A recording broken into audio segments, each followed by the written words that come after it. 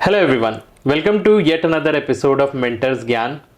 हम आपके लिए इस प्लेटफॉर्म पे लेके आते हैं सीजीपीएससी ऑफिसर्स जिन्होंने खुद इस एग्जामिनेशन को क्रैक किया हुआ है और वो अपने एक्सपीरियंसेस शेयर करते हैं कि कैसे इस एग्ज़ाम को क्रैक किया जाता है। बहुत सारे टिप्स ट्रिक्स बताते हैं। तो अगर अभी तक चैनल को सब्सक्राइब नहीं किया है तो कर लीजिए, वीडियो पसंद आए लाइक करिए, अपने दोस्तों के साथ शेयर करिए। आज हमारे साथ एक लेजेंड बैठे हुए हैं जिनका लाइफ के लिए ना एक अलग पर्सपेक्टिव है। आप एक ऑफिसर बन जाते हैं, उसके बाद क्या करना रहता है, ये सब आज मुझे इनके साथ जानने को मिला है। सो लेट्स वेलकम उत्तम ध्रुव जी, डिप्टी कलेक्टर दुर्ग। कैसे? थैंक यू आशीष, बढ़िया। आपसे सब कुछ जानना, आपके सीक्रेट्स वगैरह। श्योर। और ना एक्चुअल में आपसे बात करके ना बहुत सारी ऐसी बातें पता चली ना जो नॉर्मली हम लोग ना नहीं किसी और से सुनते, एक टॉपर से सुनते। तो ना आज आपको सब वो बताना है जो हम लोगों ने डिस्कस किया है। आप अपना पर्सपेक्टिव बताइएगा कि इस सर्विस में क्यों आना चाहिए, क्या मेन मोटिव होना चाहिए, कैसे आप नेगेटिविटी में से भी पॉजिटिविटी निकाल सकते हैं। और उससे पहले आप अपने बारे में बताइए। मेरा नाम जैसा आप बता चुके हैं उत्तम ध्रुव, और बेसिकली मैं कोरबा से हूँ जहाँ से आप आते हैं। और प्राइमरी एजुकेशन तो मैं एकदम टिपिकल सरकारी स्कूल में मेरी हुई है 8 तक। उसके बाद मैं शायद यूटर्न कहूँगा उसको मेरी लाइफ में है जब मैं नवोदय में गया। तो वहाँ से फिर एक आइडिया होना चालू हो गया कि आगे क्या करना है, क्योंकि वहाँ बहुत ज़्यादा एक्सपोजर होता है, अच्छे फैकल्टीज़ होते हैं वहाँ पे। फिर उसके बाद मैंने JEE दिया, उसमें मेरे ठीक ठाक मार्क्स आ गए तो मुझे NIT रायपुर मिल गया। वहाँ मैंने मेटलर्जिकल इंजीनियरिंग में बीटेक किया है। और उसके बाद चूँकि मेरा प्लेसमेंट हुआ नहीं था लास्ट ईयर में, तो मैंने सोचा कि PSC स्विच करते हैं। फिर उसके बाद मैंने PSC दिलाया और मुझे फर्स्ट अटेम्प्ट में ही अकाउंट ऑफिसर मिल गया था, जो मेरा सेकंड प्रेफरेंस था DC के बाद। और उसके बाद 17 के बाद मैंने 20 में अटेम्प्ट दिया, तो उसमें मुझे ये DC का पोस्ट मिला। बहुत सही। मतलब सबसे पहले तो वो बताइए, वो दिन जिस दिन आपका रिजल्ट आया था, हाँ, वो कैसा था? किस समय ज्यादा एक्साइटमेंट था? AO के टाइम पे था कि डिप्टी कलेक्टर वाले टाइम पे था? एक्चुअली फर्स्ट जॉब होती है, तो AO के टाइम में ज्यादा एक्साइटेड था। और DC में तो ऐसा है, मेरी एक आदत है कि मैं अपना रिजल्ट खुद नहीं देखता। अच्छा। तो मैं रिजल्ट आ भी क्या होता है मुझे पता होता है, बट मैं नहीं देखता। तो DC के टाइम भी ये हुआ था कि किसी दोस्त ने मुझे फ़ोन करके बताया था कि यार तेरा हो गया करके। तो फिर उसके बाद दोस्तों के कॉल्स वॉल्स आने लगे, तो उस टाइम थोड़ा हेडेक भी हो जाता है, इतने कॉल वॉल, तो फिर आप क्या रिस्पॉन्स करें, क्या रिएक्ट करें, सबको थैंक यू बस बोलना होता है। बट मुझे याद है कि मैंने फिर घर में फ़ोन किया, तो क्योंकि फादर इंडियन फैमिली में ज़्यादा रिएक्ट नहीं करते हैं, तो फिर मैंने फादर को फ़ोन किया, तो उनको मैंने बताया कि हाँ DC हो गया मेरा। तो फिर उन्होंने कहा अच्छा चल ठीक है, ले मम्मी से बात कर ले। तो फिर मम्मी से बात किया, मम्मी ने ठीक है कांग्रेट्स किया। कि मतलब एक्चुअली ये था कि उनके लिए मैं पहले से साहब था, कोई सा भी पोस्ट हो, तो उनके लिए ये बहुत कम मैटर करता था कि अब DC बन गया है। फिर उसके बाद एक फनी इंसिडेंट ये भी हुआ इसमें कि मैं घर गया, तो घर में वो बाजा वाजा जो भी हुआ, उसके बाद मैं जैसे ही घर आया तो मैं गेट में इंटर करने वाला था, दिवाली का टाइम था। तो फिर काफ़ी खुश थे सब लोग, क्राउड पूरा आ रहा था। फिर उसके बाद मेरे फादर ने एंट्री में बोला अच्छा चलिए ये सब हो गया, ये लाइट ठीक कर दे। तो झालर को ने मुझसे कहा कि ये ठीक कर दे यार। तो ये मैं बता रहा हूँ कि मेरे घर में वही माहौल था, क्योंकि मैं पहले से उनके लिए साहब था। तो DC में ठीक ठाक एक्साइटमेंट था, बहुत ज़्यादा एक्साइटेड नहीं थे। पर अभी जब आप लोगों को देखते हो, लोगों के पर्सपेक्टिव से आप क्या सोचते हो कि आपको क्या मानते हैं लोग, आपसे क्या एक्सपेक्ट करते हैं? वही मैं जैसा पहले भी बता रहा था कि आपने पूछा था कि चेंजेस क्या आते हैं, है ना। तो वही यार, जो लोग आपको पहले पूछते नहीं थे, रिलेटिव्स जो आपके बारे में कुछ भी बोलते रहते थे, तो वो सारे चेंजेस तो आते ही हैं।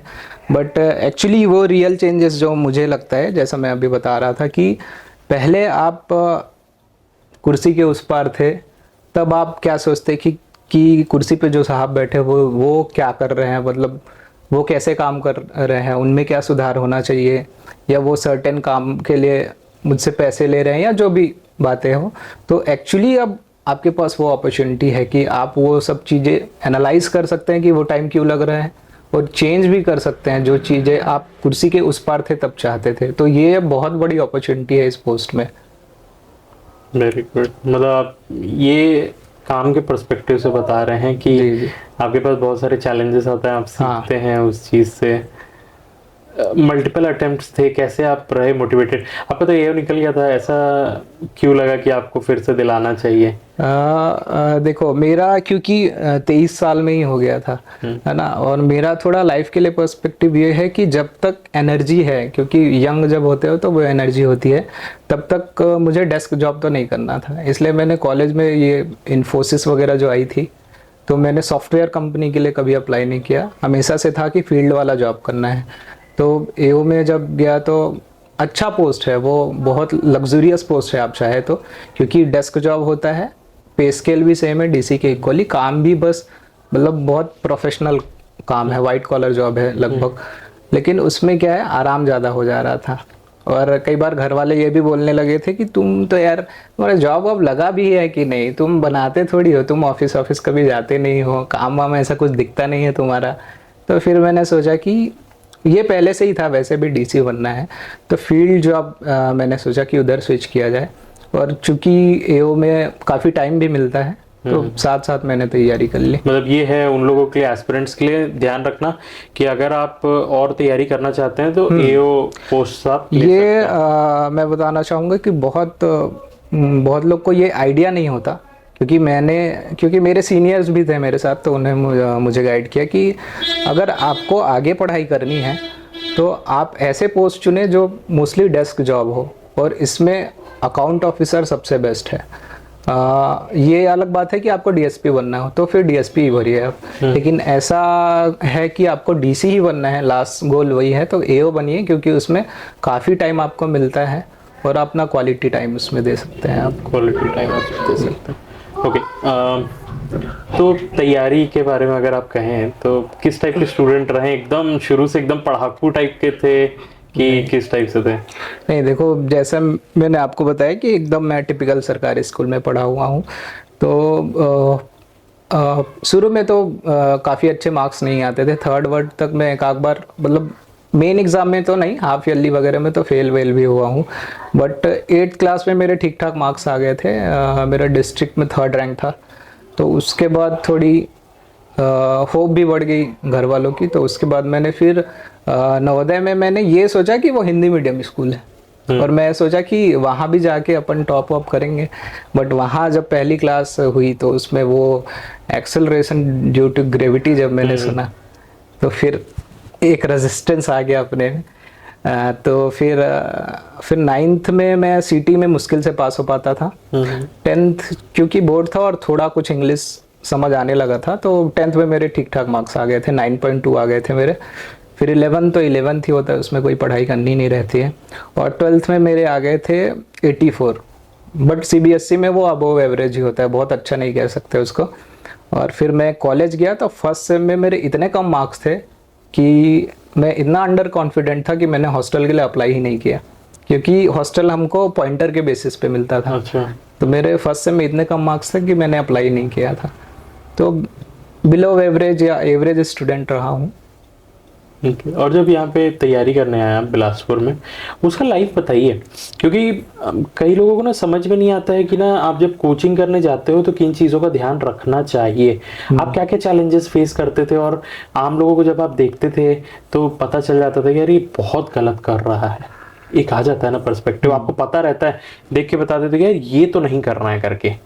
तो उसके बारे में बताइए, क्योंकि आपका एक, जो हम लोग बात कर रहे थे बिहाइंड द सीन, कि एक पर्सपेक्टिव रहता है ना कि यार मेरे को इस चीज को मैं डिजर्व करता हूँ कि नहीं। इसके बारे में बताइए कि कैसे शुरू। वो मैं कह रहा था कि तैयारी आप चालू कैसे करते हैं। मतलब जनरली आप किसी से भी पूछेंगे, वो आपको बुक लिस्ट बताने लगेंगे, या वो बताने लगेंगे कि फलाना कोचिंग से आप कोचिंग कर लो, आपको इतना टाइम लगेगा। बट मुझे लगता है कि उससे भी पहला आते हैं कि आपका माइंडसेट कैसा है। आप किसी भी एग्जाम में जा रहे हैं तो 3-4 एलिमेंट आप पहले से जान लीजिए। जैसे मुझे पता था, मैं बहुत क्लियर था। पहली चीज़ तो क्लैरिटी है कि आपको बनना क्या है। आपने अगर सोचा कि पीएससी का कोई भी एक पोस्ट ले लेना है, तो फिर आप उसमें फंसे रह जाएंगे। क्योंकि मैंने बहुत सारे दोस्तों को देखा है, वो पीएससी भी दिला रहे हैं, साथ में आरआई का भी फॉर्म भर रहे हैं, साथ में पटवारी भी सोच रहे हैं, साथ में असिस्टेंट प्रोफेसर भी सोच रहे हैं। तो इसमें क्या है, एक फिक्स्ड जो रूटीन होता है उसमें आप नहीं आ पाते, बीच बीच में ये बैरियर आते रहता है। तो एक तो पहला क्लैरिटी है, और दूसरा ये है कि आपको हार्ड वर्क करना है, क्योंकि मैंने जैसा बताया था कि लगभग एक अटेम्प्ट भी आप देते हैं तो 2 साल का एक पूरा पीरियड है, तो उसमें आपको 2 साल लगातार हार्ड वर्क करना है बिना रिजल्ट के। ये बहुत इंपॉर्टेंट होता है, क्योंकि उस बीच में आपको कुछ रिजल्ट नहीं मिलता, आपको सीधे वो 2 साल बाद रिजल्ट मिलना है। तो उसमें फिर इम्पोर्टेंट हो जाता है कि पेशेंट, आप कितने पेशेंस रखते हैं। क्योंकि मैं एनआईटी से था, तो मेरे दोस्त लोग काफ़ी अच्छा अर्न कर रहे थे, सब अच्छे अच्छे जगह प्लेस थे, तो मैं फेसबुक वगैरह में भी देखते रहता था कि ये लोग तो यार मस्त फॉरेन वॉरेन घूम रहे हैं, बढ़िया। तो वो सब चीज़ थोड़ा डिस्ट्रैक्ट करती है, तो पेशेंस रखना भी बहुत ज़रूरी है। और जैसे मैंने बताया कि सेक्रीफाइस आपको पहले से पता होना चाहिए कि क्या क्या चीज़ों को करना है। जैसे आप अगर खेलने के शौकीन हैं तो आपको वो बंद करना पड़ेगा, मतलब बंद तो नहीं बट कम करना पड़ेगा, या आप सोशल मीडिया से थोड़े दिन दूर रहेंगे, या आपकी कोई पार्टनर है उससे दूर रहेंगे, या फैमिली रिलेटिव इनसे थोड़ी दूरियां बना के रखनी पड़ेंगी। और जो इन्जॉयमेंट थे, जैसे किसी के शादी में आप पहले कब कहीं भी चले जा रहे हो, या दोस्त के बर्थडे में चले जा रहे हो, तो वो सब चीज़ें आपको त्यागनी पड़ेंगी। तो एक्चुअली ये चीज़ अगर क्लियर होना, तो मुझे बहुत लोग ने पूछा कि स्ट्रगल क्या है, मैं हमेशा बोलता हूँ कुछ नहीं, क्योंकि मुझे पता है कि ये एक प्रोसेस है, और इस प्रोसेस में जाने के लिए ये चीज़ें करनी होगी, वो एलिमेंट है उस प्रोसेस के। और आपको चाहिए एक बाई प्रोडक्ट, जो कोई सा भी पोस्ट है, तो आपको वो सर्टेन बाई प्रोडक्ट चाहिए, तो इस फेज से गुजरना ही पड़ेगा, और ये प्रोसेस आपको उसमें इन्वॉल्व होना ही पड़ेगा। तो मैं अपने टर्म्स में उसको स्ट्रगल तो नहीं कहता हूँ। तो ये चीज़ हमेशा से क्लियर रही थी कि ये चीज़ मेरे लाइफ में आएगी ही, और मेरे पास प्लान भी लगभग होता ही था कि कैसे कैसे वो मैं टैकल करूँगा। और हमेशा पढ़ते रहते थे, कभी लो पॉइंट पे आप क्या फील करते थे? पहले तो ये बताइए, आप लोग डिस्ट्रैक्ट होते हैं कि नहीं? बिल्कुल होते हैं, सब होते हैं यार। आपके साथ वो नॉर्मल वाली चीजें होती हैं कि नहीं? हाँ, कि बिल्कुल। खाने के बाद नींद आ रही है, या रात को मूवी देखने का मन कर रहा है, या आपको भी घूमने का मन करता है, हाँ, तो ये सबसे कैसे डील करते थे? एक तो मैं पहले एकदम 0 पॉइंट बताऊंगा। जब मैं 0 था, मतलब पीएससी के मैटर में 0 था, तो गांधी चौक जो है वहाँ पे हम लोग जनरली, मैं सीपत चौक से आता था, तो कई बार पैदल भी आ जाते थे हम लोग कोचिंग के लिए। तो पैदल पैदल जब आ रहे थे, मैं और मेरा दोस्त था, तो कुछ लोग डिस्कस करते जा रहे थे गारो खासी जयंतिया।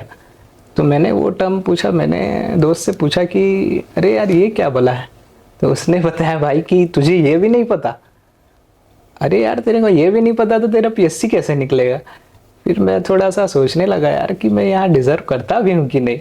फिर उसने मुझे बताया कि ये 3 पहाड़ियाँ हैं भाई, और तुझे ये भी नहीं पता, मतलब तेरा प्री तो इस साल निकलने से रहा। तो वहाँ पे मैंने बहुत लो फील किया था कि मैं उस पॉइंट पे बहुत ज़ीरो।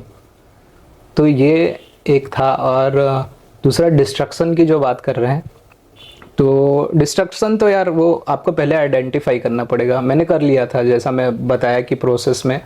तो ये 2 टाइप के हो सकते हैं, ह्यूमन नॉन ह्यूमन वाली चीज़ें हैं। तो नॉन ह्यूमन में तो आपका ये सोशल मीडिया वगैरह आ जाता है। तो उसको टैकल करने के लिए मैं क्या करता था कि स्क्रीन टाइम किसका कम है, उस हिसाब से मैं रिप्लेस करते जाता था। और मैं एक रिवॉर्ड वाला एक चीज़ रखता था कि मैं 25 मिनट पढ़ रहा हूँ तो 5 मिनट में सोशल मीडिया यूज़ कर लूँगा।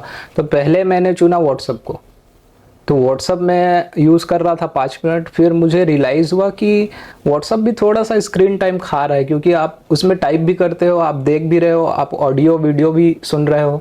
तो फिर मैंने उसको रिप्लेस किया म्यूज़िक के साथ, क्योंकि व्हाट्सअप में हो सकता है कि आप 5 मिनट सोच रहे हो 7 मिनट हो जाए, लेकिन म्यूज़िक में क्या है कि 5 मिनट का गाना है तो 5 मिनट ही होगा। तो 25 मिनट में पढ़ता था, 5 मिनट सॉन्ग सुन लिया, फिर 25 मिनट पढ़ लिया। फिर उसके बाद मैंने उसको रिप्लेस किया लेक्चर से। कुछ ऑडियो बुक कुछ आ रहा है या वीडियो लेक्चर आ रहा है, वो सब मैं उसकी जगह पे देखने लगा। तो लास्ट में ये आ गया कि मैं पढ़ाई भी कर रहा हूँ और थोड़े से मीडिया से भी जुड़ा हुआ हूँ, लेकिन वो डिस्ट्रैक्शन नहीं है। तो ऐसे मैंने किया। और ह्यूमन वाले में तो ये है कि आपके दोस्त, यहाँ पे बहुत अच्छा ये होता है कि आपको एक्चुअली पहचान हो जाती है कि कौन आपका वेल विशर है। इसमें क्या होता है कि एक तो दोस्त डिस्ट्रक्शन होंगे जो बोलेंगे चल यार शादी में जा रहे हो, और लड़कों में तो ये भी चलता है कि अरे यार तू अपना भाई नहीं है क्या, इसमें नहीं जा रहा, मेरे बर्थडे में नहीं आएगा, भाई नहीं है तो ये चीज थी। और दूसरा कि फैमिली या रिलेटिव्स आपको रेगुलरली बोल रहे हैं कि यार एनआईटी से पास आउट है तू, अभी तक प्लेस नहीं हुआ है, अभी तक क्या ही कर रहा है, कोचिंग ही करना था तो बीएससी कर लिया होता, ये दिक्कत होती है। तो इसमें एक्चुअली आपके दोस्त बहुत काम आते हैं, और मेरे दोस्त अभी तक फर्स्ट स्टेज जब मैंने चालू किया था बहुत सपोर्टिव है। इसमें आपको एक्चुअली पता चल जाता है कि आपके अच्छे दोस्त कौन है। तो इसमें ये होता है कि जो आपके अच्छे दोस्त होंगे वो हमेशा इस बात का ध्यान रखेंगे कि आप डिस्ट्रैक्ट ना हो। वो आपको ये नहीं बोलेंगे कि चल यार इसके बर्थडे में चलते हैं या इसके शादी में, वो समझ जाएंगे ये चीज़ कि अरे ठीक है यार इसके लिए अभी इसका प्री निकला हुआ है, मेंस के लिए पढ़ रहा है, तो ये इसको पढ़ने दो भाई, कोई डिस्ट्रैक्ट ना मतलब करो। वो आपको खुद ही रोकते हैं हाँ, ये सारी चीजें ये इसके लिए लेकिन अच्छा फ्रेंड सर्कल होना बहुत जरूरी है। और दूसरा ये मैं बता रहा था कि रिलेटिव्स वाली चीजें कैसे सॉल्व होती है। जैसे मैं बोल रहा था कि पेरेंट्स आपके बस इसीलिए नहीं है कि वो आपको मंथली 5,000 रुपये भिजवा रहे हैं, उनका एक और एस्पेक्ट ये होता है कि वो रिलेटिव्स जो बातें कर रहे हैं वो आप तक नहीं पहुंचने दे रहे। तो ये इम्पोर्टेंस हम भूल जाते हैं कि पेरेंट्स यार पैसे ही तो भिजवा रहे हैं और कोई हेल्प कर ही नहीं रहे हैं। तो ये चीज़ बहुत बड़ी बात है कि पेरेंट्स हम लोग को वो चीज़ तक पहुंचने नहीं देते। तो ये ऐसे डिस्ट्रैक्शन सॉल्व किया जा सकता है। बहुत सही। भी मतलब ये जो वर्ड्स है ना ये सालों तक रहेंगे इस वीडियो में, और ना कोई इसको देख के ना मोटिवेट होता रहेगा। एक्चुअली मैं ये बता रहा था कि ये सब वीडियो हम लोग जो देखते हैं तो स्ट्रेटजी सबकी अलग होती है, ठीक है, लेकिन आप एक्चुअली मतलब मैं जैसे सोचता हूँ कि आप ये वीडियो देखा करिए कि मेरे सिमिलर सिचुएशन में कौन है, मेरे सिमिलर बैकग्राउंड से कौन आया है, और फिर उससे कोरिलेट करके अपनी स्ट्रेटजी बनाइए। तो मेरे जैसा कोई बैकग्राउंड से आ रहा है या सिमिलर सिचुएशन में है, वो ये वीडियो देखे और मोटिवेट हो तो ज़्यादा बेटर होगा। क्योंकि ना आज कोई होगा जिसका आज रिजल्ट आएगा, जो लोग भी वीडियो देख रहे हैं, आज फर्स्ट पेपर था CGPSC का हो चुका है, उसके बाद हम लोग ये इंटरव्यू कर रहे हैं। तो कई लोग उसको दिला के आएंगे, दुखी होंगे, सोचेंगे कि यार ये क्या हो गया, उनको भी वैसे ही शायद ताने पड़े कि यार इससे अच्छा तो ये कर लेता, इससे अच्छा तो वो कर लेता। बहुत सारी चीज़ें नहीं फैली रहती हैं जिनका पेपर नहीं निकला रहता है ना। और यही है कि एक चीज़ में आप गौर करिएगा, जिनका पेपर नहीं निकला रहता ना वो ज़्यादा नेगेटिविटी फैलाते हैं एज कम्पेयर टू जिनका निकल गया रहता है वो हमेशा ये बोलते हैं मैं कर सकता हूँ तू कर लेगा, वो शांत रहते हैं।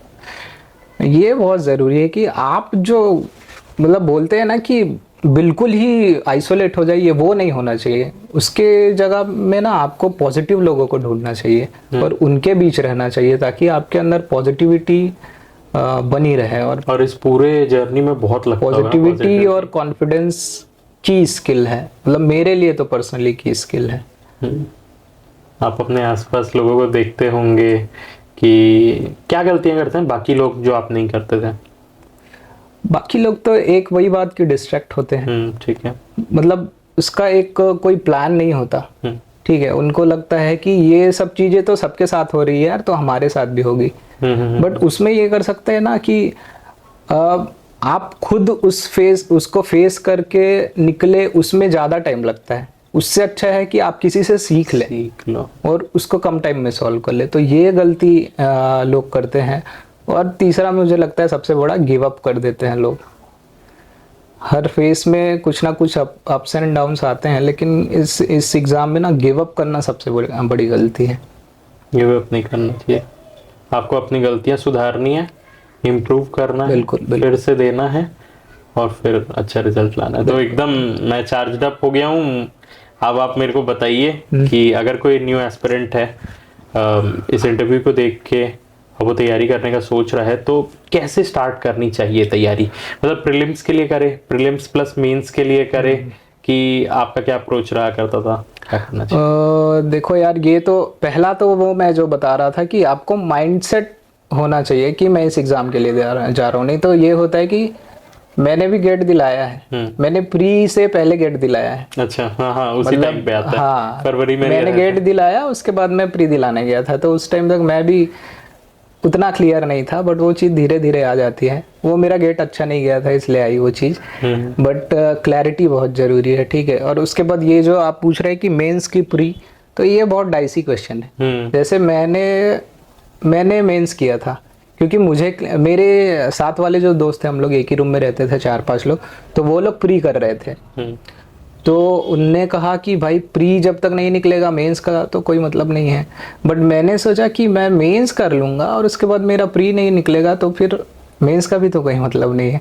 तो मैंने जून 5 को, मुझे याद है जून 5 को मैंने ज्वाइन किया था। और उसके बाद बट मेरा एक बैकअप प्लान ये था कि मेरे साथ जो वो थे एस्पिरेंट्स थे, मेरे दोस्त लोग जो थे, तो वो जो चीज़ें पढ़ के आएंगे वो मैं वहाँ से पढ़ लूँगा।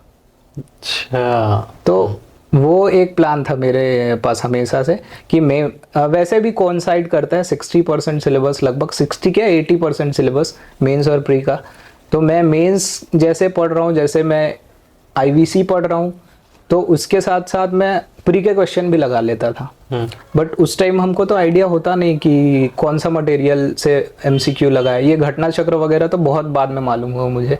तो उस टाइम मैं क्या करता था, जनरली गूगल करता था कि आईवीसी से मल्टीपल चॉइस क्वेश्चन प्री के क्या हो सकते हैं, यूपीएससी प्री के।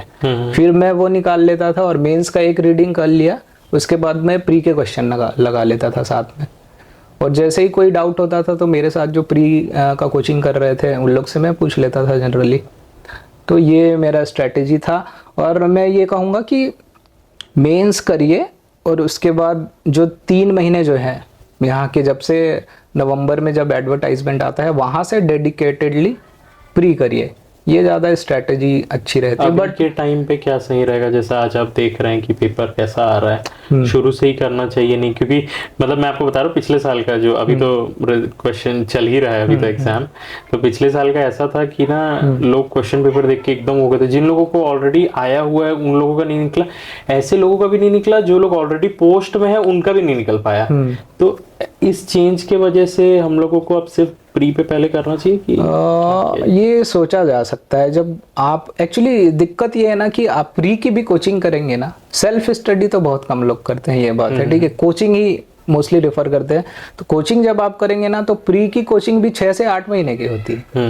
दिक्कत ये है। और उसके बाद आपका जुलाई अगस्त आ जाता है, फिर आप मेंस की कोचिंग करेंगे तो ठीक ठाक इंस्टीट्यूट भी है, वो भी लगभग 1 साल ले लेता है मेंस की कोचिंग। तो इस फेज में तो आपके पास टाइम ही नहीं बचता है ना। तो ये कर सकते हैं कि प्री की कोचिंग आप कर भी रहे हैं, क्योंकि कोचिंग का यार मेरे को पर्पस ये लगता है कि कोचिंग आपको ना क्या पढ़ना है नहीं बताता, कोचिंग बताता है कि क्या नहीं पढ़ना है। और ये चीज़ अगर कोई जान गया कि क्या नहीं पढ़ना है तो उसके पास लिमिटेड सिलेबस होगा, उसके पास लिमिटेड नोट्स होंगे और उसी को वो मल्टीपल टाइम रिवीजन कर सकता है, रैदर देन कि आप कुछ भी पढ़ रहे हो, कुछ भी वैग पढ़ रहे हो, तो उसमें काफ़ी टाइम लग जाता है। तो कोचिंग का ये मेरे को पर्पस समझ आया कि क्या नहीं पढ़ना है वो उसने मुझे बताया।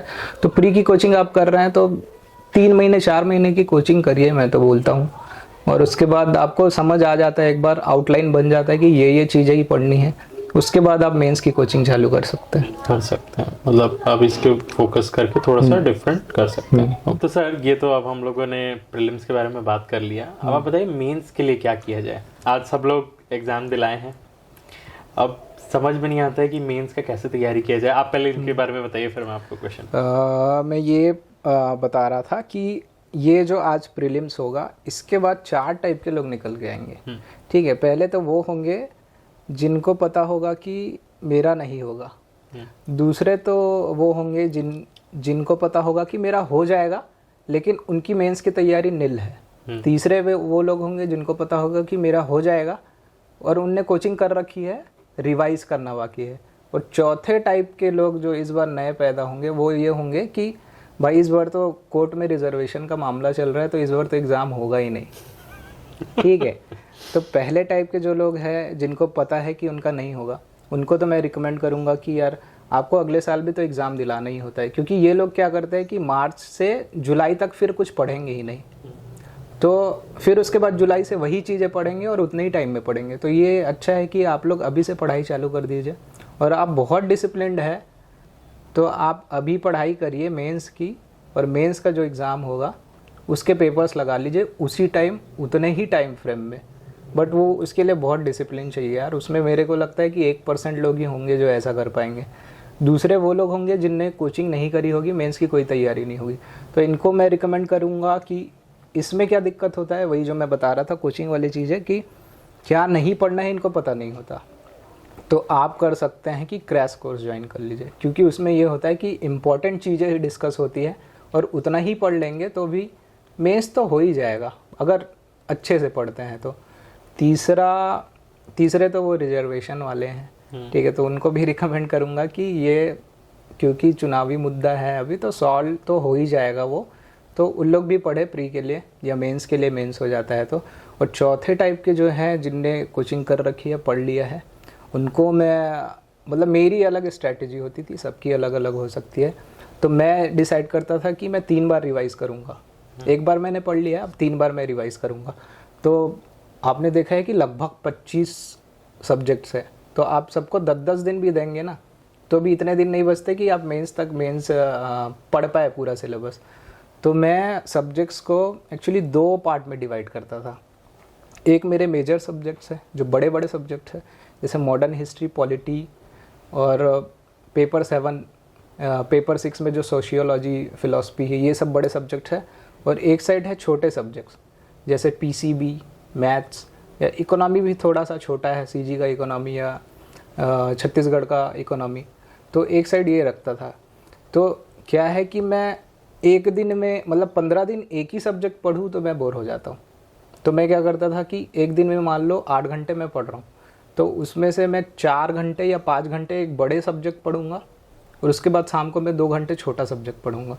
तो इससे क्या हुआ कि मैंने मान लो पॉलिटी डिसाइड किया 15 दिन में मैं पढ़ूंगा, तो 15 दिन में मेरा पॉलिटी भी हो गया और पीसीबी जो है वो मैंने 5-5 दिन में पढ़ लिए। तो मेरे 2 सब्जेक्ट लगभग कवर हो गए, मतलब थर्ड पेपर का पॉलिटी कवर हो गया और साइंस भी कवर हो गया। और साथ में अगर कुछ लोग चाहे, क्योंकि मैं मैथ्स बैकग्राउंड से आता हूँ, तो मैथ्स की मैं बहुत ज़्यादा तैयारी नहीं करता था, तो कभी कभी लिखने का मन हुआ तो मैथ्स के क्वेश्चन सॉल्व कर लेता था। तो मैथ्स भी साथ में ही चल रहा है मेरा। और मैं क्या करता था, 15-15 दिन में एक एसे भी लिख लिया। तो एसी के लिए मेरे को सेपरेट 5 दिन या 6 दिन नहीं रखना पड़ता था। तो ऐसे करके ये पॉलिटी हो गया, फिर मॉडर्न हिस्ट्री रखे, उसके साथ एक छोटा सब्जेक्ट रखे, ऐसे करके आप जल्दी से वो कवर कर सकते हैं और उतना टाइम नहीं लगेगा आपको, और डाइवर्सिटी भी हो जाएगी थोड़ी पढ़ने में। और मैं क्या करता था, क्योंकि आपको फाइनल डे जब आप एग्ज़ाम दिलाएंगे तो दोनों फेज़ के बीच इतना कम गैप होता है कि आप बुक पलटा ही नहीं सकते। तो मेरे पास एक्चुअली ना हर सब्जेक्ट्स के 5-5, 6-6 पेज के क्रिस्प नोट्स हैं जो मैंने बनाए थे जब मैं सेकंड टाइम रिवाइज़ कर रहा था। तो उसमें क्या होता है ना, जैसे मैं पब एड के नोट्स बना रहा हूँ, तो उसमें, या पब एड हो गया, ये फिलॉसफी में आपको लिखना होता है कि कोई थिंकर क्या डेफिनेशन दिया है, और उस चीज़ को आप वर्ड टू वर्ड नहीं याद रख सकते, उसको आप भूल सकते हैं। तो उस नोट्स में मैं ऐसे लिखता था जिनको मैं भूल जाऊंगा, वो नोट्स बनाता था। तो पब एड के मान लो मैं 4 पेज में बना लिया, तो उसमें सारा कुछ नहीं लिखना है, आप जो भूल सकते हैं इंपॉर्टेंट है वो चीज़ लिखे, और बाकी सबको ट्री मैप जैसा बना लीजिए कि पब एड के टाइप्स कितने हैं, क्या क्या है, फैक्टर्स है, एलिमेंट्स है, वो सब ट्री नोट्स जैसे बना लीजिए, और शॉर्ट अपना 4 पेज का। ऐसे मेरे पास सारे सब्जेक्ट्स के लगभग नोट्स होते थे। ये मैं सेकंड राउंड में बनाता था। और थर्ड राउंड में मैं ऐसे पढ़ता था कि मेरा जो फर्स्ट सब्जेक्ट है वो मैं लास्ट में पढूं, मतलब मान लीजिए पेपर 7 से है तो थर्ड राउंड में पेपर 7 से चालू करूँगा, और लास्ट में मैं पढ़ूँगा लैंग्वेज, क्योंकि पेपर 1 वही होना है, तो फिर मैं वो लास्ट वाला पढ़ूँगा और उसके बाद पेपर 1 दिलाऊँगा। और मुझे बाकी के सब्जेक्ट भी थोड़े थोड़े याद रहेंगे क्योंकि उसको मैंने रिसेंटली पढ़ा हुआ है, और वो पेपर के बीच में वो मैं क्रिस्प नोट्स लेके जाता था और उसी से मैं रिवाइज करता था। और मेंस का टेस्ट सीरीज़ कैसे करें? मेंस का टेस्ट सीरीज़ यार, मैं बहुत ज़्यादा टेस्ट सीरीज़, क्योंकि मेरे पास टाइम भी नहीं था एक्चुअली, और दिक्कत ये हुई कि मेरा सिलेबस भी कंप्लीट नहीं हुआ था। मतलब मैंने मई में ज्वाइन किया था, और जब मैं मेंस लिख रहा था मेरे 2-3 मेजर सब्जेक्ट्स बचे हुए थे। मतलब पॉलिटी, कोचिंग में पॉलिटी नहीं हुआ था, और फिलॉसफी, बड़े बड़े सब्जेक्ट्स ये सब हुए ही नहीं थे मेरे। तो एक्चुअली इस टाइम में ना एक अच्छी घटना हुई थी। एक मैडम थी, डीसी बनी है वो 2016 में, तो वो ना साथ में बैठती थी हमारे, और वो हमारे साथ ही कोचिंग कर रही थी, और अचानक से रिज़ल्ट आया और उनका हो गया। तो मुझे लगा यार ये तो हमारे साथ ही पढ़ रही है, इसका भी सिलेबस अभी पूरा ही नहीं हुआ है, ये खुद से कैसे पढ़ ली और सिलेक्शन भी ले ली। फिर मैंने सोचा कि जो बाकी सब्जेक्ट बचे हुए हैं जो कोचिंग में कवर नहीं हुए हैं वो मुझे खुद से करने पड़ेंगे। तो फिर मैंने वो बैकअप तैयारी पहले से चालू कर दी थी कि ये सब्जेक्ट्स तो होने से रहे, तो वो चीज़ें मैं पहले से कर लूँगा। तो टेस्ट सीरीज़ का मुझे उतना टाइम नहीं मिला, बट मैंने कोचिंग में दिया हुआ है। बट टेस्ट सीरीज़ का मैं ये कंक्लूड करना चाहूँगा ना यार कि उससे आप अपनी बस गलती देखिए और पॉजिटिव फीडबैक बस निकालिए। मतलब आपका पेपर अच्छा हुआ, आप सोचिए ठीक है सब चीज़ अच्छा हुआ। पेपर अच्छा नहीं हुआ, उसमें भी आप सोचिए कि मुझे जितना पता था उसमें से मैंने कितने बनाए। मतलब उससे बस पॉजिटिव फीडबैक लीजिए, क्योंकि सब लोग ये करते हैं कि पेपर मॉक अच्छा नहीं जा रहा है तो फिर नेगेटिव हो जाते हैं थोड़े से कि मेंस भी अच्छा नहीं जाएगा। तो अगर पेपर अच्छा जा रहा है तो ठीक है, नहीं जा रहा है तो ये सोचिए कि भाई ये मेन पेपर नहीं है, मेन तो दूसरा ही आएगा। तो ऐसे बस पॉजिटिव फीडबैक लीजिए, और आपके पास टाइम है तो काफ़ी सारा लिखिए, क्योंकि इससे स्पीड का इम्प्रूवमेंट होता है और उस सिचुएशन में आप क्या सोचते हैं वो सब चीज़ें पहले से ही आ जाती है, तो मेंस पेपर में ईजी पड़ता है ये चीज़। हाँ, आप बता रहे थे अभी कि आपके साथ कुछ घटना हुई थी मेंस के टाइम पे, क्या था वो, मतलब क्या उससे आप कंक्लूड करेंगे? अच्छा, तो मैं जैसा बता रहा था कि मेरी लाइफ में बहुत सारी नेगेटिव चीज़ें आई हैं, और उससे मैं मतलब एक कोट है, कोचिंग में ही पढ़ा था, वहाँ पे बुद्धा का फ़ोटो लगा था, बट मेरे को पता है वो बुद्धा का कोट नहीं है, फ़ोटो बस लगा हुआ है और बुद्धा का कोट करके लिखा है। तो उसमें ये लिखा हुआ था कि maturity is when you draw positivity from negativity. तो इस पे मैं बहुत बिलीव करता हूँ कि मेरे साथ बहुत सारी नेगेटिव चीज़ें होती रही है। अभी आपने इंटरव्यू के लिए बुलाया था तो भी मैं नहीं आ पाया था कुछ घटना के कारण। तो मैंने सोचा कि नहीं यार, संडे है, खाली दिन है, शायद और अच्छा हो जाए, सैटरडे थोड़ा जल्दी हो जाता, तो वो पॉजिटिव मैंने लिया। तो मेंस में ये हुआ था कि मैं आलसी हूँ बहुत, और मैं थोड़ा सा लेट लतीफ़ भी हूँ। तो फर्स्ट एग्ज़ाम मैंने लिख लिया था एसे और लैंग्वेज, वो अच्छा ही जाता है जनरली सबका। मेन एग्ज़ाम सेकेंड डे से चालू होता है, तो उस दिन मैं, क्योंकि काफ़ी सारा सामान ले जाना होता है, तो स्कूटी से जा रहा था, और स्कूटी की आदत मुझे है नहीं क्योंकि वो बहुत स्किड होता है। तो मैं जा रहा था स्कूटी से, मैं हुआ स्किड क्योंकि बारिश हो रही थी, और फिर मुझे बस दिमाग में चल रहा था मेंस लिखना है यार। तो मैंने देखा भी नहीं कहाँ लगा है, मैं उठा, फिर उसके बाद मुझे ख्याल आया कि ये दिख रहा होगा आपको, ये थंब ना, ये पूरा निकल गया था। तो उस टाइम तो ख्याल नहीं आया, बट उस टाइम मैं मेडिकल में गया, उसको बोला भाई पट्टी वट्टी बांध दे यार, जल्दी मेंस लिखना है मेरे को। फिर उसके बाद मैं जैसे ही एग्ज़ाम हॉल में एंटर किया और लिखना चालू किया ना, तब मुझे रियलाइज़ हुआ कि वहाँ से ब्लड नीचे आ रहा था, और पेपर पे वो लग रहा था क्योंकि, तो फिर मुझे लिखते नहीं बन रहा था। फिर मैंने सोचा कि यहाँ, फिर मैंने हैंकी रखा नीचे, और फिर उसके बाद क्या करना पड़ता था कि वह हैंकी को सरकाना पड़ता था। तो फिर उससे मैंने ये सोचा कि यार ये भी चलो एक मोटिवेशन है, क्योंकि मैं बहुत धीरे लिखता हूँ आंसर्स, तो अब मेरे पास कोई और ऑप्शन ही नहीं है, मुझे थोड़ा जल्दी लिखना पड़ेगा और इम्पॉर्टेंट चीज़ें बस लिखनी पड़ेगी। तो ये मैं वहाँ पॉजिटिव होके गया, और फिर मैंने पेपर लिखा, रिज़ल्ट भी अच्छा ही आया, पिछले बार से तो काफ़ी अच्छा आया। तो वहाँ पे ये हो सकता था कि बाकी कोई होता तो फिर वहाँ पे नेगेटिव हो के आप चलो अब एग्ज़ाम दिलाना ही नहीं है, वो चीज़ मैं जो बोल रहा था कि गिव अप कर देते हैं लोग, वो चीज़ नहीं करना चाहिए। तो मैं वही बिलीव करता हूँ कि कुछ भी हो जाए लाइफ में, सब कुछ अच्छा ही होता है लास्ट में। जब आप वो डॉट्स कनेक्ट करते हो तो सब जो हुआ रहता है पहले में भी, क्या पता आपका प्लेसमेंट हो गया होता बहुत अच्छी कंपनी में, तो आप इस साइड शायद नहीं आते। और जब इवन मैंने पहले दिन, जैसा मैं बता रहा था कि कोचिंग में जैसे मैंने इंटर किया, तो मैंने लोगों को बोलते सुना कि भाई तुम कौन से सेमेस्टर में हो यार। तो उनने बोला कि भाई मैं 3rd सेमेस्टर में हूँ। फिर मुझे पता चला कि वो बोल रहा था मेरा 3rd अटेम्प्ट है। तो मैंने फिर सोचा कि नहीं यार, मेरे को फर्स्ट में ही निकालना है। और वैसे ही मेरा एक दोस्त था, तो उसने भी बोला कि यार फर्स्ट में तो किसी का नहीं होता यार, तेरा भी नहीं होगा। तो वो चीज़ मैंने रख ली थी मन में कि भाई फर्स्ट में तो निकालना ही है यार। तो ये चीज़ें ना मोटिवेट करते रहते हैं बाद में, ये सब जो अंतर जो होता है ना, वो सब ज़्यादा मोटिवेट करता है रैदर देन आपका बाहरी जो चीज़ है या मटेरियलिस्टिक है कि आप ये बन जाओगे तो ये मिलेगा, ये होगा। तो ये सब चीज़ें मेरे साथ होती रही, बट उसको मैं पॉजिटिव फीडबैक लेते रहा और उससे मोटिवेट होते रहा। कैसा रहता है डिप्टी कलेक्टर का लाइफ, कुछ उसके बारे में बताइए कि अब आप बन जाते हो, क्या रहता है जिम्मेदारी, क्या क्या आपको देखना रहता है? अच्छा है यार, मतलब जो चीज़ें आप काफ़ी टाइम लगता था जिन चीज़ों को होने में, कि अभी जैसे मैं यहाँ आया तो घर मेरे को तुरंत ही मिल गया, या लोग आपकी रिस्पेक्ट करने लगते हैं, आपसे सीनियर लोग, क्योंकि आप रैंक में सीनियर है तो आपकी बात मानने लगते हैं, और मोस्ट इम्पोर्टेंटली आपके हिसाब से काम करने लगते हैं वो लोग। और आपको जहाँ पे आप सोच रहे हैं कि ये चीज़ें सुधार होनी चाहिए थी, जहाँ आप पहले सोच रहे थे, वो एक्चुअली आपको मौका मिलता है कि वो चीज़ सुधार सकते हैं। तो अच्छा है, अच्छा माहौल है, देखते हैं अब आगे क्या होता है। क्या पर्क्स रहते हैं? इसमें तो क्योंकि अभी 70, 80, 90 वाला जो हो गया है, क्योंकि मैं इससे पहले एओ में था तो उसमें 56, 100 पे स्केल होता था, तो उसमें एक्चुअली मेरे को ज़्यादा सैलरी मिल रही थी। फिर ये 70, 80, 90 वाला जो आ गया, तो इसमें अभी 70% में अराउंड 50 के आसपास ये मिल रहा है। बट इसमें ये है ना कि अलावेंस नहीं कहूँगा, सुविधाएं बहुत ज़्यादा है आपको।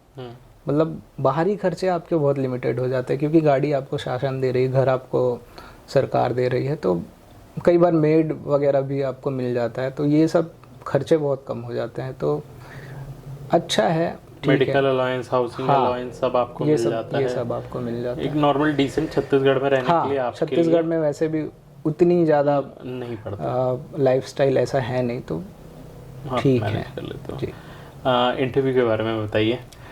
अच्छा, इंटरव्यू में क्या हुआ था, क्योंकि ये एक्चुअली मैं इंटरव्यू का बहुत बड़ा फ़ैन नहीं हूँ, मैंने आपको पहले ही बताया था। ये मेरा एक्चुअली 5वां इंटरव्यू है, इसमें मैंने 2 मॉक दिए हैं, 2 रियल इंटरव्यू दिए हैं, और ये 5वां है। एक और मैंने किसी डिजिटल प्लेटफॉर्म पे दिया था, बट वो फिज़िकल नहीं था ऐसा, इसलिए मुझे उतना फील नहीं होता। तो इंटरव्यू में पहले मैंने जब मॉक दिया था तो आई वॉज लिटरली सिवरिंग, मतलब मैं जा ही नहीं पा रहा था। फिर एक हेल्प वाले एक भैया थे जो वहाँ रिसेप्शन वगैरह में थे, उनने बोला कि अरे यार आप तो बहुत अच्छे स्टूडेंट हो यार। फिर मुझे लगा कि अरे यार ये जब इतना कॉन्फिडेंट दे रहे हैं और मैं खुद भी इतना सेल्फ कॉन्फिडेंट नहीं हूँ, फिर मैंने जाके वो दिया तो मेरा अच्छा गया। और इंटरव्यू में क्या होता है ना कि आपका इंटरव्यू कितना भी बेकार जाए, लास्ट में जो इंटरव्यू लेता रहता है ना, वो पॉजिटिव फीडबैक देता है। और कई बार क्या होता है कि आप किसी से इंस्पायर होते हो। तो जो पहला मॉक मैंने दिया था वो सौरभ सर के यहाँ दिया था, दिल्ली आईएएस में, तो वो थोड़े मेरे आइडियल जैसे हैं। तो मैंने क्या किया था कि वो जब फीडबैक दे रहे थे, मैंने उसको रिकॉर्ड कर लिया था फ़ोन में, और फीडबैक बहुत अच्छा दिया था सर ने। तो एक्चुअल इंटरव्यू के दिन जब मैं गया, तब मेरे पास मतलब कुछ नहीं था, मतलब कॉन्फिडेंस बस आप लेके जा सकते हैं, ठीक है। तो उसमें मैंने क्या किया कि वो सुनना चालू कर दिया, क्योंकि वो पॉजिटिव फीडबैक मिला था। फिर उससे मैं मोटिवेट हुआ कि अरे यार वहाँ इतना अच्छा दिया हूँ तो फिर यहाँ भी दे लूँगा।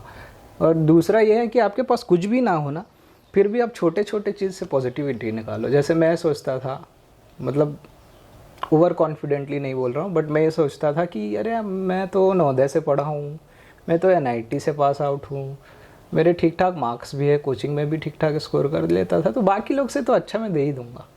ये बस पॉजिटिविटी लाने, ये आपको ढूंढना रहता है। ये आपको निकालना यहाँ पर नवोदय का नहीं होगा, एनआईटी का नहीं होगा, आईआईटी का नहीं होगा, पर ना हम सबके अंदर कुछ ना कुछ रहता है।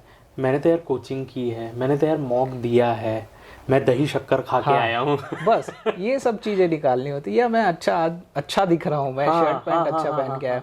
आप एकदम मतलब बिलो एवरेज स्टूडेंट भी है ना, तो भी आप ये सोचते हैं कि भाई मैं बिलो एवरेज होने के बाद भी इतने स्टूडियस लोग के बीच आ गया हूँ, तो मेरा तो अच्छा जाएगा ही। तो ये पॉजिटिविटी ना वहाँ से आपको निकालनी होती है। और इंटरव्यू में एक्चुअली दो सेगमेंट होते हैं, ठीक है। एक तो होता है आपका बायोडाटा, और एक तो होता है प्रोफेशनल क्वेश्चन जो लोग सब्जेक्ट से पूछते हैं। तो इसमें ना आपके पास सब्जेक्ट वाला जो है ना, उस पर कंट्रोल बिल्कुल नहीं होता, क्योंकि वो इतना अथाह है कि उसमें से कुछ भी पूछ सकता है वो। तो आपके हाथ में जो है वो है आपका बायोडाटा। तो वो आप एकदम थोरोली, मतलब नाम से लेके लास्ट में जो हॉबी लिखे हैं वो पूरा प्रिपेयर करके जाइए। इंटरव्यू के टाइम ये भी होता है कि जो क्वेश्चन चल रहा है ना, वो आने लगते हैं व्हाट्सएप ग्रुप वगैरह पे, तो उससे आप प्रिपेयर कर सकते हैं। तो मैंने ये बहुत अच्छे से प्रिपेयर कर लिया था। इवन मेरा रोल नंबर में कितने डिजिट है और कितना उसका सम है, मेरे बर्थडे के दिन क्या हुआ था, बेसिक इन्फॉर्मेशन सब। और इसमें क्या होता है कि पहला ही क्वेश्चन अगर क्लिक कर गया, क्योंकि उनने मेरे से पहला क्वेश्चन पूछा था, मेरा नाम जो है उत्तम और ध्रुव, ये एक्चुअली 2 अलग अलग नाम है। ध्रुव जो है ना वो ध्रुव तारा है, और उसका जो भाई था उसका नाम उत्तम था। अच्छा। तो ये स्टोरी मैं पढ़ के गया था, मतलब 6 या 7 क्लास में मैंने पढ़ा हुआ था संस्कृत या किसी सब्जेक्ट में, तो मुझे क्लिक किया, तो ये मैंने पढ़ के चला गया था। तो उनने पहले ही क्वेश्चन यही पूछा, तो मैं अच्छे से जवाब दिया, उसके बाद कॉन्फिडेंटली कि ये दे दिया, तब तो पूरा अच्छा जाएगा ही। तो ये करिए, क्योंकि देखिए आप ना इतने स्पेशल नहीं हैं कि इंटरव्यूअर आपके लिए तैयारी करके आए कि यार आज आशीष साहब आए हैं तो मैं यार पढ़ के कुछ आता हूँ और इससे बहुत अच्छे अच्छे सवाल पूछूंगा, बना भी लेता हूँ, ऐसा कुछ नहीं होता। तो उन लोग ना एक्चुअली आप अपना इंटरव्यू खुद बनाते हैं, आप क्या रिस्पॉन्स दे रहे हैं उसी से वो एक क्वेश्चन निकाल के फिर आगे। तो इसमें भी सावधानी बरते कि आप जो रिस्पॉन्स दे रहे हैं उसमें ऐसे ऐसे टर्म यूज़ मत करिए जिसमें आप ही फंस जाए। तो ये तो मुझे पता था कि मुझे अपना इंटरव्यू कैसे बनाना है, तो उस हिसाब से मैंने मॉक दिए थे, घर में भी प्रैक्टिस 1-2 बार कर ली थी, और वो उससे मैं बचता था कि बहुत भारी भारी वर्ड मैं यूज़ ना करूँ वहाँ पे। तो मेरा इंटरव्यू अच्छा गया था। और दूसरे अटेम्प्ट में क्या हुआ था कि सोनवानी सर का बोर्ड सबसे फियरफुल है थोड़ा सा, तो मुझे किसी ने बता दिया था कि सी कोड सोनवानी सर का है, और मैंने देख लिया कि सी कोड मेरे को मिला है। तो अब यार उससे ज़्यादा नेगेटिव और क्या ही हो सकता है। फिर वहाँ पे मैं बैठा हुआ था, पहला तो नहीं था, चौथा था, पहले स्लॉट में था। तो फिर मैंने वहाँ पे सोचा कि अब यार मैं वैसे भी प्रोफेशनल हूँ और ऑफिसर एक हो गया हूँ, तो अब यहाँ पे अब मेरे को ये इस बात पे आज आ जा रही है कि तुमको प्रोफेशनल दिखना है वहाँ पे। तो भाई डरना तो बिल्कुल नहीं है, और मेरे को अपने अकाउंट ऑफिसर वाले पोस्ट को वहाँ पे रिप्रेजेंट करना है। तो वो पॉजिटिविटी लेके गया फिर मैं, क्योंकि सारा कुछ तो नेगेटिव हो ही गया था, सर के बोर्ड में मिल ही गया था। और फिर मैंने जैसे ही इंटर किया, फिर मुझे पता चला कि अकाउंट जो डिपार्टमेंट है फाइनेंस, उसके डायरेक्टर भी बैठे हुए हैं वहाँ, और अकाउंट मुझे कुछ आता नहीं था। तो फिर अच्छा हुआ कि उनने अकाउंट से कुछ पूछा नहीं, और मेरा इंटरव्यू तो स्मूथली गया, और पहला अटेम्प्ट जो हुआ था उससे ज़्यादा ही मार्क्स आए थे मेरे, तो वो फिर हेल्प किया रैंक अचीव करने में। तो ऑलमोस्ट हम लोगों ने सारी चीज़ें कवर कर ली हैं। प्रीलिम्स हो गया, मेंस हो गया, इंटरव्यू हो गया। थोड़ा सा ये बताइए कि इतनी सारी चीज़ें हो जाती हैं, रिवाइज कैसे करते हैं, रिटेन कैसे करते हैं अपने दिमाग में आप? एक्चुअली ना सबको ये गलत फहमी रहती है पहली बात कि हम जो पढ़ रहे हैं ना वो उड़ते जाता है, ऐसा कुछ होता नहीं है एक्चुअली। क्योंकि आप सॉरी बीच में काटूंगा, एग्जाम के पहले तो सबसे ज़्यादा तो मेरे को याद ही नहीं है, याद ही नहीं आ रहा है, सब भूल गया हूँ यार, सब भूल गया हूँ यार। तो इसमें क्या होता है ना कि आप जो पढ़े रहोगे ना वो रिटेन रहता है, लेकिन उससे रिलेटेड कोई ऑप्शंस जब तक ना आए ना तब वो चीज़ें नहीं निकल पाती। तो प्री तो इस मामले में बहुत इजी है, क्योंकि आपके पास 4 ऑप्शंस होते हैं, उसमें से कुछ एलिमिनेट करना होता है। और मेंस में भी ये होता है कि मतलब मैं ऐसे पैटर्न डिसाइड करता था कि मैं अगर आज पढ़ रहा हूँ एक पॉलिटी, तो मैं सुबह उठूँगा और उसको थोड़ा सा समराइज़ करके सुबह पढ़ लूँगा, ताकि वो पिछले दिन जो पढ़ा हूँ उसको मैं आज थोड़ा सा रिवाइज़ कर लूँ। नहीं तो क्या होता है कि लोग पढ़ते जाते रिवाइज़ कुछ नहीं करते। तो आप ये कर सकते हैं कि रात को जो पढ़ा हुआ है वो सुबह थोड़ा सा रिवाइज़ कर लेंगे। और यार एक प्री के लिए कहो या मेंस के लिए कहो, लोग ये सोचते हैं ना कि मेरा नहीं होगा। इसमें मैं ये सोचता था कि भाई मैंने इतना कुछ पढ़ा है, ठीक है, मैंने हार्ड वर्क किया है, मेरा नहीं होगा तो किसका होगा। ये पॉजिटिविटी आपको हमेशा रखना पड़ेगा, लेकिन प्रोवाइडेड कि आपने उतना मेहनत किया है। तो आप उतना मेहनत करिए और फिर ये पॉजिटिविटी लेके चलिए कि मेरा तो होगा यार, मैंने इतनी मेहनत की है, मैं सारे आंसर्स लिख के आऊँगा, मैं सारे ऑब्जेक्टिव सही करके आऊँगा, तो फिर आपका एग्ज़ाम बहुत अच्छा जाएगा। बहुत सही सर। एक ना आपसे बात करके एक चीज़ समझ में आई कि ना पॉजिटिव एटीट्यूड आपके लाइफ में बहुत ज़रूरी है, बहुत ज़्यादा मैटर करता है। चाहे आप कैसे भी रहें, कोई भी सिचुएशन में रहें, हम सबके पास कुछ ना कुछ पॉजिटिव है, हम सबके पास नेगेटिव भी है, क्योंकि आप हर चीज़ अचीव नहीं कर सकते ना कि हर चीज़ में, मतलब मैं बचपन से फर्स्ट रैंक ही था, कॉलेज भी फर्स्ट रैंक से ही चला है और इसमें भी मेरा फर्स्ट रैंक ही आना है, ऐसा नहीं होता है रियल लाइफ में। तो जब आपके पास जो छोटे छोटे अचीवमेंट्स हैं उनको जितना आप ग्रैब करके अपने आसपास रखेंगे ना, हाँ, उसको अप्रिशिएट कर। जैसे हम लोग डिस्कस कर रहे थे कि आप एक क्वेश्चन पूछते हैं कि आप सेटिस्फाई है कि नहीं, सब ये बोलते हैं सेटिस्फाई तो लाइफ में कोई नहीं होता यार, मैं भी यही बोलूँगा। लेकिन आपके पास जो है उसको अप्रिशिएट करना भी ज़रूरी है, क्योंकि आपके पास जो है वो बहुत लोग के पास नहीं है, और आप इतने लोग के बीच से निकल के आए हो, तो आपको जो अभी मिला है उसको अप्रिशिएट भी करिए और अपने बेटरमेंट के लिए काम भी करते रहिए। तो सर ये बताइए कि आप वीकली टारगेट्स कैसे बनाते थे? आपका टाइम टेबल क्या रहा करता था? क्या है ना, कई लोग टारगेट बनाते हैं, अचीव नहीं कर पाते, मतलब 90% लोगों के साथ तो ऐसे ही होता है। आप कैसे बनाते थे? देखो, एक तो क्योंकि मैं इंजीनियरिंग बैकग्राउंड से आता हूँ, तो मैंने टाइम टेबल कभी बनाया नहीं, पेन पेपर वाला तो मैंने कभी नहीं बनाया है ना। मैं वो उस चीज़ माइंड में ही रखता था कि क्या कितना तक पढ़ना है। तो एक्चुअली ये ना, इसमें वो लॉ ऑफ कंपाउंडिंग वाला होता है, क्योंकि लास्ट डे जब आप पेपर दिलाओगे ना, तो आप मुश्किल से 5 घंटे सोते हो और बाकी टाइम तो आपको पढ़ना ही होता है। तो उस टाइम जो 10-11 घंटे आप पढ़ और लिख रहे हो, उसके लिए आपको ना एक्चुअली शुरू से 4 घंटे से चालू करना पड़ेगा। फिर वो 5 होगा, 6 होगा, 7 होगा, ऐसे इंक्रीज़ होगा। ऐसा आप नहीं कर सकते कि शुरू दिन ही 8 घंटे बैठ गए, क्योंकि अगले दिन फिर आप 2 घंटे भी नहीं बैठ पाओगे।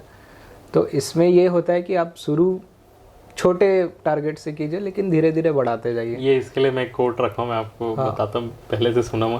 पहले दिन में ही जिम जाके आर्नोल्ड बनने की कोशिश किए, है ना, कि सब उठा लोगे, सब कर लोगे, तो अगले दिन आप पक्का बेड में लेट जाओगे। तो इसमें यही अप्लाई होता है कि शुरू छोटे टारगेट्स रखिए, लेकिन मेक श्योर कि आपको इसको इंक्रीज करते रहिए। और दूसरा, टारगेट की बात कर रहे थे, तो मैं एक्चुअली इसमें एक कॉन्सेप्ट है यार कि हाँ, ये भी वही है कि इंग्लिश में ना 2 टर्म के मीनिंग ना हमेशा सेम नहीं होते। जैसे टारगेट और एम, सबको लगता है दोनों सिनोनिम में है, लेकिन ऐसा कुछ नहीं है। जैसे एम आपका बड़ा चीज़ है, जैसे आपको डीसी बनना है, ठीक है, और टारगेट आपकी ये छोटे टाइम टेबल्स है। तो ये टाइम टेबल टारगेट जैसे जैसे आप बनाते जाएंगे और उसको अचीव करते जाएंगे ना, तो आप मोटिवेट भी होते रहते हैं, ये सोच के कि आप उस एम पे पहुंचने वाले हैं। क्योंकि आप रोज़ ये सोचेंगे डीसी बनना है, डीसी बनना है, और आपके छोटे टारगेट्स रहेंगे ही नहीं, तो आप अचीव नहीं कर पाओगे। तो इसमें मैं ये करता था, आप वो जो बात बता रहे थे कि कई लोग अचीव नहीं कर पाते, मैं ना 110% टारगेट रखता था, मतलब 100 बनाता ही नहीं था, 110। मतलब मैं सोचता था कि 8 घंटे पढ़ूंगा और या 15 दिन में मैं पॉलिटी ख़त्म कर लूँगा। तो ये तो होता था कि वो 15 दिन में भले ना ख़त्म हो रहा हो, 16-17 दिन में ख़त्म हो जाएगा। लेकिन एकदम इम्प्रैक्टिकल भी मत रखिए कि मैं 5 दिन में ख़त्म कर लूँगा। तो आप वो ना 110-120% का टारगेट बनाइए, ताकि वो ना भी हो पाए तो 90% तो हो जाए। तो ये चीज़ मैं वीकली रखता था। पूरी जर्नी में आप कैसे अपने आप को मोटिवेटेड रखते थे? मतलब कोई ऐसा पॉइंट जब आप बहुत अपने आप को लो फील करते थे, तो क्या सोचते थे? इसमें यार मैं ये सोचता था कि मैं थोड़े से, वही मैं जैसा बताया, मैं नेगेटिविटी और फियर से थोड़ा मोटिवेट होता हूँ। तो मेरे पास एक वीडियो था, जो मैसेज मैं बाद में भी बताऊँगा। तो उसमें ये हुआ था ना कि आपको लाइफ में ना सब कुछ नहीं मिलता, मतलब आपको जो चाहिए वो तो मिलता ही नहीं है, आपको वो मिलता है जो आप डिज़र्व करते हैं। फिर मैं जब भी कोई अदर एक्टिविटी करते रहता था, मान लो मैं पढ़ाई कर रहा हूँ, फिर उसके बाद मैं कहीं चला गया या मूवी देखने लगा, तब मैं थोड़ा सा क्लिक करता था कि यार मैं डिज़र्व करता भी हूँ कि नहीं। फिर मैं सोचता था नहीं यार, फिर इससे मेरे को फिर शिफ्ट करना ही पड़ेगा। तो वो चीज़ ना मेरे को मोटिवेट करती थी कि ये चीज़ नहीं मिला तो क्या होगा। तो उस फियर से मैं मोटिवेट होता था।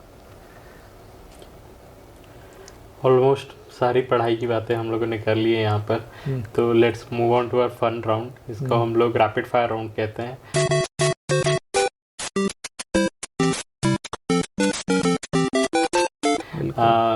जो भी मैं क्वेश्चन पूछूंगा आपको, जो भी पहला चीज़ आपके दिमाग में आए वो आपको बताना है। So let's start. सबसे पहला क्वेश्चन, अगर आपको आपका फेवरेट फूड मिले, जो भी आप चाहते हैं अनलिमिटेड, तो वो कौन सा फूड होगा? मैं मोस्टली यार चिकन और चावल। ओके, ये मैं रोज़ खा सकता हूँ, तीनों टाइम खा सकता हूँ। ओके। अगर आपको इन्फिनिट मनी मिले तो आप क्या क्या करेंगे उसके साथ? पहले तो क्योंकि मैं थोड़ा शूज़ का शौकीन हूँ, तो मैं शूज़ लूँगा, शूज़ के कलेक्शन। और उसके बाद क्योंकि मेरे पास ऑलरेडी काफ़ी कुछ है जितने में मैं सेटिस्फाई हूँ, तो मैं थोड़ा सा डोनेशन साइड देख सकता हूँ। ओके। थर्ड क्वेश्चन है, अगर आपको टाइम मशीन मिले तो आप कहाँ जाना पसंद करेंगे? मैं अपने स्कूल और कॉलेज टाइम में जाऊँगा और भाई समझाऊँगा कि पढ़ाई सब कुछ नहीं है। थोड़ा और चिल कर सकते थे उस टाइम पे, थोड़ा और घूम सकते थे, तो वो मैं रिवाइज करना चाहूँगा। अगर किसी फेमस पर्सनालिटी से मिलने का मौका मिले तो किन से मिलेंगे, क्या बात करेंगे? MS धोनी। मतलब इसलिए नहीं क्योंकि वो क्रिकेटर है, इसलिए क्योंकि वो बहुत मैच्योर आदमी है। जैसा मैंने 1-2 इंटरव्यू देखा है उनका, मैच्योरिटी लेवल बहुत ज़्यादा है, तो वो उनने कैसे अचीव की, ये बात मैं करूँगा। ये करेंगे आप। Thank you so much sir, इतना अच्छा आंसर दिया आपने। आपके लिए एक छोटा सा गिफ्ट है हमारे पास, वो मैं आपको प्रेजेंट करना चाहूँगा। थैंक यू सो मच आने के लिए। आशीष, बहुत अच्छी बुक है ये। थैंक यू सो मच, आपने अपना टाइम दिया, वो बहुत वैल्यूएबल है कि आपने यहाँ पे आए और शेयर किए अपने व्यूज़, क्योंकि ये वीडियो हमेशा रहेगा, लोग देखते रहेंगे, इंस्पायर होते रहेंगे, ये बहुत ज़रूरी है। एक फाइनल आपकी तरफ से एक फाइनल वर्ड चाहिए जो आपको लगता है। एक्चुअली मैं पहले ये बोलना चाहूँगा कि फेसबुक में जितने लोग मेरे से कनेक्ट है या इंस्टाग्राम में, मेरे से ही नहीं काफ़ी लोग से भी, तो उन लोग ना एक्चुअली बच्चे ये सोचते हैं कि हम लोग बहुत बिजी है और ना थोड़े हेसिटेट होते हैं, मुझे लगता है कि कुछ चीज़ें पूछने में। तो मैं आप लोग को ये बताना चाहूँगा कि हम लोग के पास इतना टाइम होता है कि हम लोग रिप्लाई कर सके।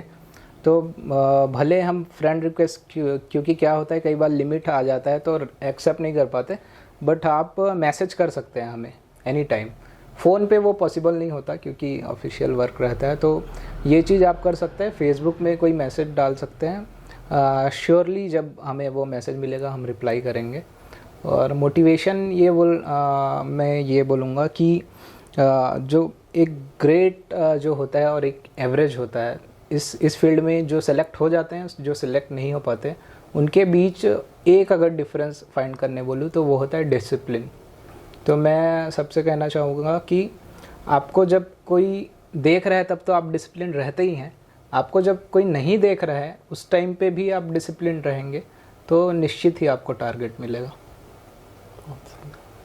Thank you so much. Thank you. आप पहली बात तो ये सब हम लोगों को बताएं, और दूसरा जो एक बैरियर जो आप अभी हटाए ना कि यार हमको मैसेज करो, हम आपका हेल्प करेंगे, ये बहुत ज़रूरी था।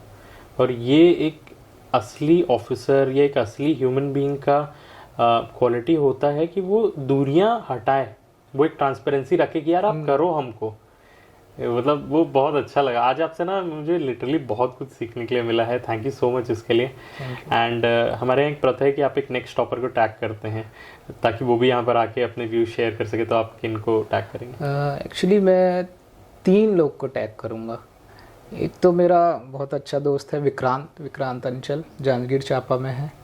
और आपको नए बच्चों को अगर मोटिवेट करना हो तो दिलीप उइके बहुत अच्छा कैंडिडेट है, उसने काफ़ी स्ट्रगल किया है, फर्स्ट अटेम्प्ट में ही निकाला है बहुत कम एज में, उसको टैग करूँगा।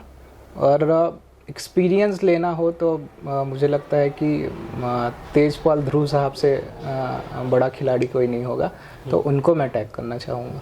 बिल्कुल सर, आपको इनवाइट करते हैं मेंटर्स ज्ञान, ताकि आप भी यहाँ पर आके अपने व्यूज शेयर कर सकें। And thank you so much sir. Thank you यार। अगर ऐसी वीडियोस आप लोगों को और चाहिए तो चैनल को लाइक करिएगा, अपने दोस्तों के साथ शेयर करिएगा, एंड मिलते हैं अगले एपिसोड में। तब तक के लिए bye bye, thank you, have a nice day.